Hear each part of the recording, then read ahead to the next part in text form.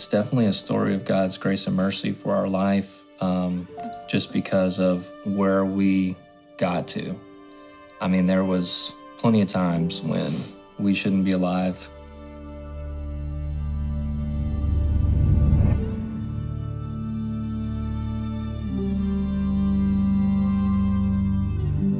Christina is the strong one in the relationship. She is the anchor, for sure. She's the one that keeps me grounded so I don't fly off somewhere. Johnny is the one that is nurturing and so loving and compassionate.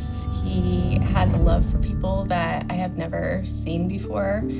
Yeah, so whenever we first started dating, it was very easygoing. We would go out drinking. Some of his friends came into our lives. Some of the drugs came in, not just going out and drinking. Cocaine was our main choice when it came to drugs. There are weeks that I don't even remember. I mean, we both were already Christians, born again, but had gotten away from that. I mean, there was plenty of times when we shouldn't be alive. We thought we loved each other, and we did to a certain extent, but just looking back at it, we didn't even love ourselves. There's a couple times that I actually got arrested, for drinking. I had possession. I would say at the lowest point, I kind of came to my senses and realized that I didn't like how I was treating Christina. Excuse me.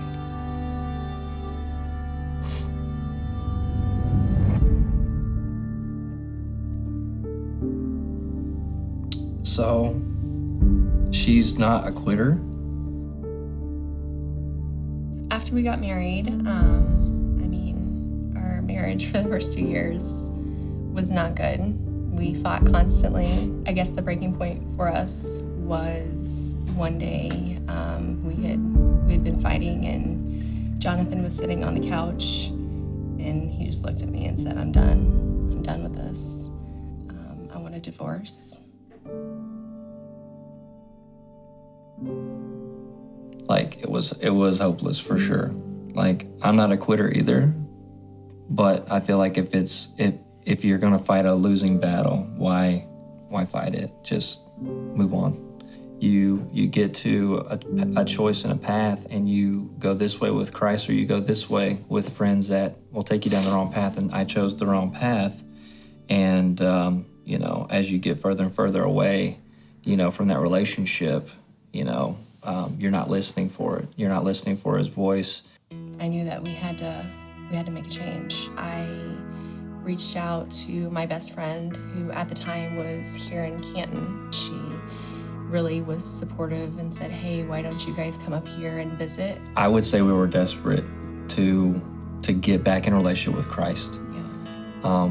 We knew that's where we should be, and we were just so done with that lifestyle and not being for each other what we should be in the marriage. And so out of desperation, we moved up here to immerse ourselves really in the church.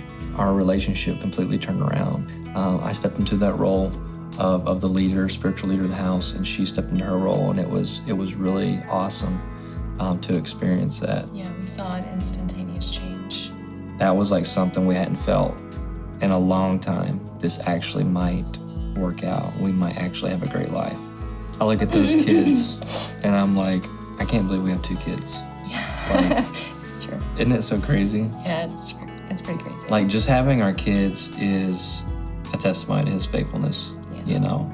Like, where we come from, where we're at now, totally God. Absolutely. And he's such a good God, you know?